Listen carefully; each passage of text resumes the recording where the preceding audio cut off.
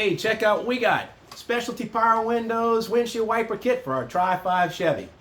This video is going to be an unboxing, show you everything that you get in the kit, give you a quick explanation of how it all assembles. Took us a little while to figure it out. We're not putting it in just yet, but we're going to show you how what to expect if you buy one of these. So if you're interested in seeing this, stay tuned.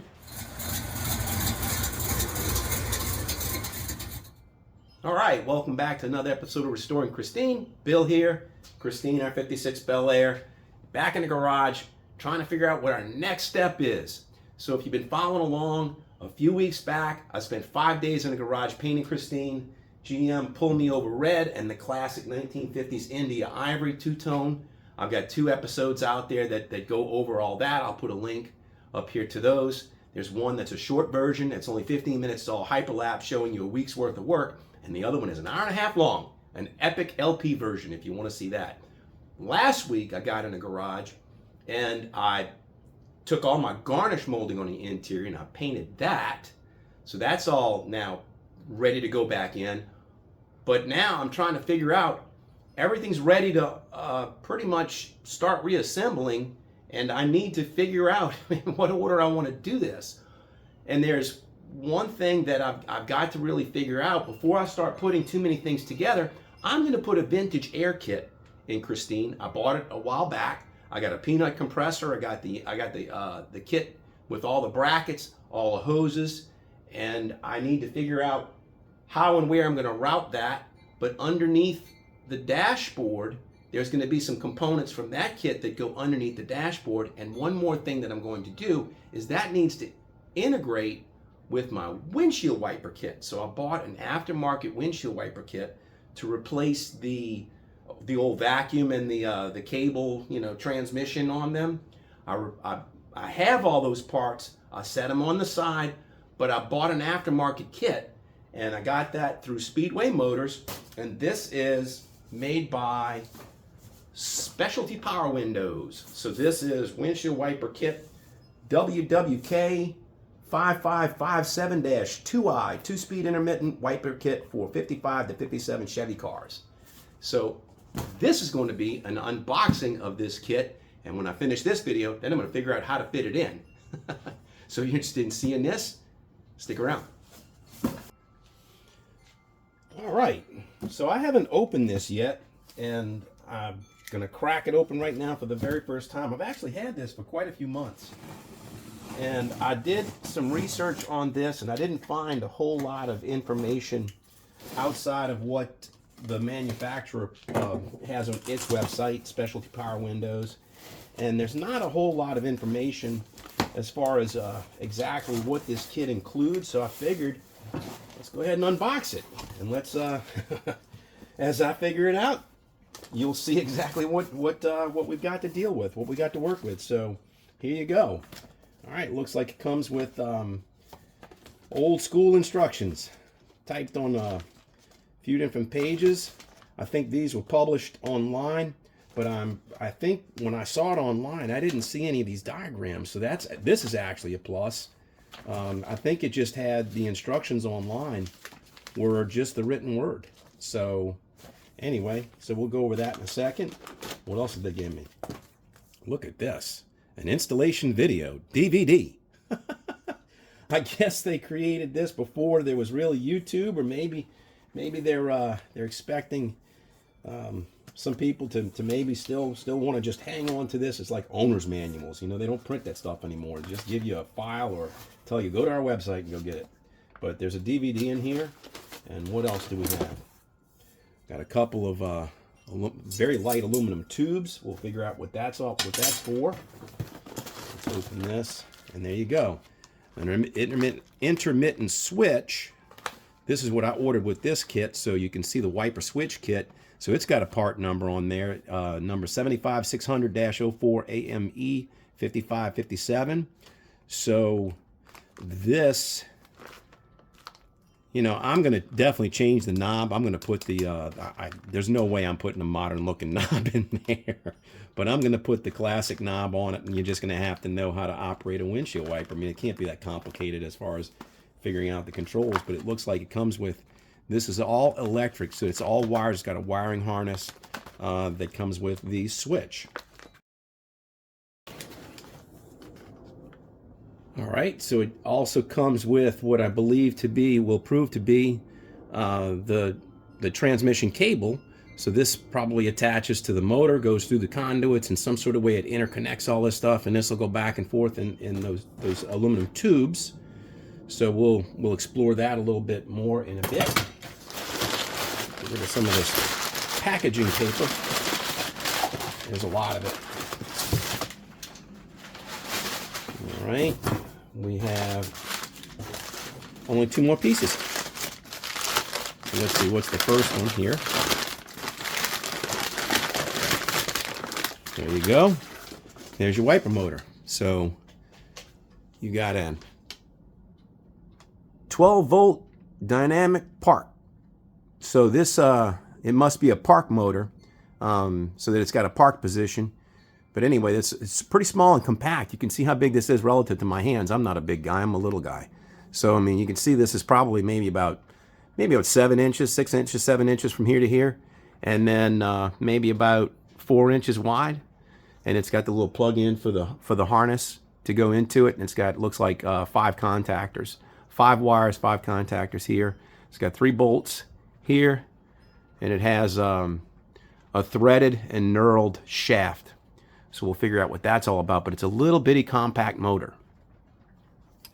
All right. Set that on the side. What else do we have? So in this box, let's open that. It's like Christmas. The instructions, important. Notice, do not damage your transmissions. Plural. Okay. So now we got more instructions. Okay, look at this. Yeah, it's got some information here. We'll look at that. About it looks like, there you go. It looks like that's the cable that we looked at, and then it says, you know, to go ahead and grease that. So some instructions as we go along the way. Oh, look how pretty. Look how pretty. Okay.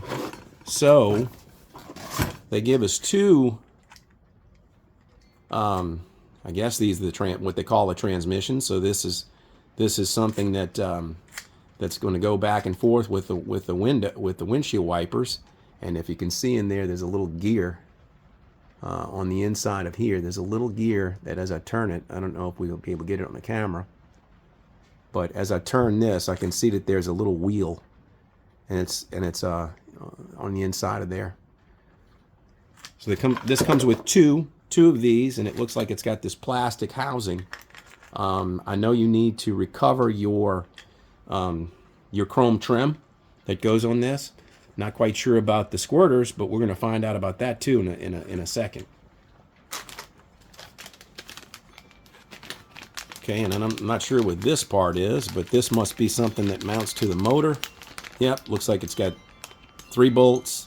It's got something that it's knurled in. I'll bet that's what this is. This must mount on a motor and somehow connects to this cable. I bet those two go together some sort of which way. And that's how it actuates. And there's these other brackets. Not quite sure what these are, but we're going to find out. And it looks like that's got a hole that's for the motor. And we're not sure what this bracket is either. But check this out. Love to see that. Made in the USA. Woohoo! Specialty power windows. So what I'm going to do is I'm going to move this box on the side. I'm going to put all these parts out on the bench. And we're going to figure out how this assembles so that we can kind of like complete the unboxing that way. All right, so I went inside and I took that DVD that I was just making fun of and I went and watched it. So it was helpful, but the DVD, at least now we know the DVD is for a universal kit. So it's got all kinds of cutting and threading and welding and sleeves and bezels and all kinds of things that don't pertain to this kit that's for the Tri-Five. But here's a basic diagram to show you how this thing assembles.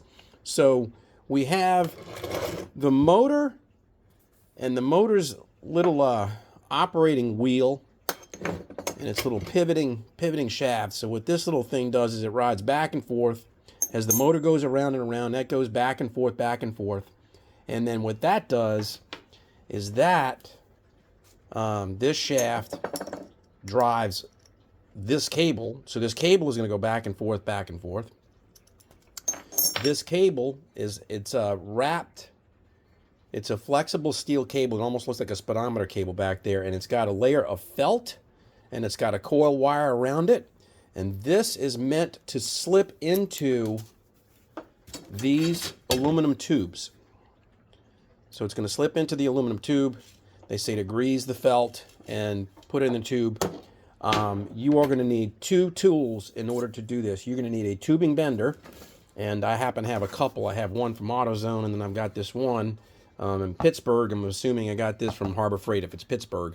So this is tubing bender, and it's got 3 different sizes on this particular one: 1/4, 5/16, and 3/8. And this is a 3/8 inch tube, so it fits nicely into that little pocket. But one of the things that they caution you on the video is that the radius, the bend radius of the tubing bender, shoot, that's like maybe like a 1 inch or 3/4 of an inch radius. That's like really super tight, the radius. They say no more than 3 inch radius, so like 6 inch diameter, which is about the equivalent of, of a small cylinder. So what they recommend is when you bend the tube, in order to route it, that you use your tubing bender, but you bend a little bit and then slide it forward, bend a little bit, slide it forward, bend a little bit, so that you build a gradual sweep into it. So that's one tool you're going to need. The second tool you're going to need, which I don't happen to have handy, is a flaring tool. So the flaring tool is, it's got the different diameters. You get it on a 3/8 of an inch. You take the tube and you stick the tube up in the 3/8 inch hole, clamp it tight, and then there's the flaring part that clamps to that, and you screw down on the flaring thing, and then it'll create a nice bevel. So it says single flare for this. And what I understand that to be is that's going to lock these tubes into position and give this cable a soft entry and exit as it goes through. So let me assemble a few of these things, and maybe it'll make it a little more clear. Okay, so the first thing is you take the protective cover. You take the cover off of the back of the motor mount, and this plastic piece has got a little bit of a beveled edge that's made to hold it concentric in this circle. So this will go on here. This will go like this, and they give you 3 bolts to attach this. All right, and then you're going to have the rotating piece, and they tell you which one to mount this into, and for the Bel Air it's 110 degrees, and it's this particular one. And so they show you to go ahead and put this on with this hole directly in line with this, and that's its park position. And each one of these holes changes the degree of sweep of the windshield wipers. So if you had a universal kit, which I'm sure this is all part of the universal kit too, because it looked like the same one in the video, that this one, if you had whatever your custom install was, if you only had 90-degree sweep, or you had 100-degree sweep, or 110, whatever in the heck, they give you a whole bunch, and it even goes as much as it looks like 160 degrees. Let me rotate this so that it's leaning in a way that makes better sense, and I've got more room on my bench this way. So the motor is mounted to this bracket, and then this little wheel mounts onto here, and then there's a little nut that will hold that to the motor shaft, and that'll tighten here. So 3 bolts hold the motor to the bracket. The 1 nut holds the rotating wheel to the motor shaft, and then the next thing would be the tubing and this cable. So let me slip a piece of tubing on here first.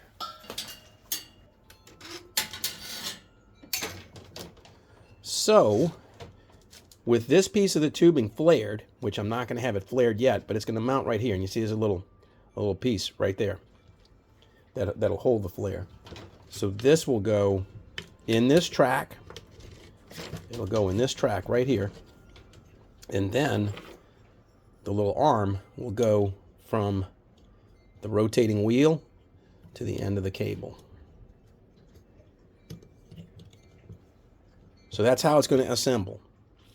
And once you get this, then you can put your cover back on it, and the cover will hold and lock all that in position. And they show you to put grease in a number of different locations. They want you to lube this up. They want you to lube the end of this up. I guess it's mainly to make it so it doesn't make any noise. So now let's look at the next piece. I'm gonna have to disassemble this because I don't have enough room. I've got it all full length. So let me disassemble this, and then we'll show the next piece. All right, so once you come out of the motor assembly with your cable, so now this cable, like I showed you before, is in here. Once you come out of that, the tube is coming along, and the tube is going to go all the way to this part, and it looks like I've taken it apart now. You're going to flare it again, and you can see where the flare fits. So the flare is going to fit right here. That flare is going to lock that tube so that tube doesn't move. So now inside of the tube is coming the cable. So the cable is going to be in here and pinched like this. So there's a flare, tube, and this in between going back and forth.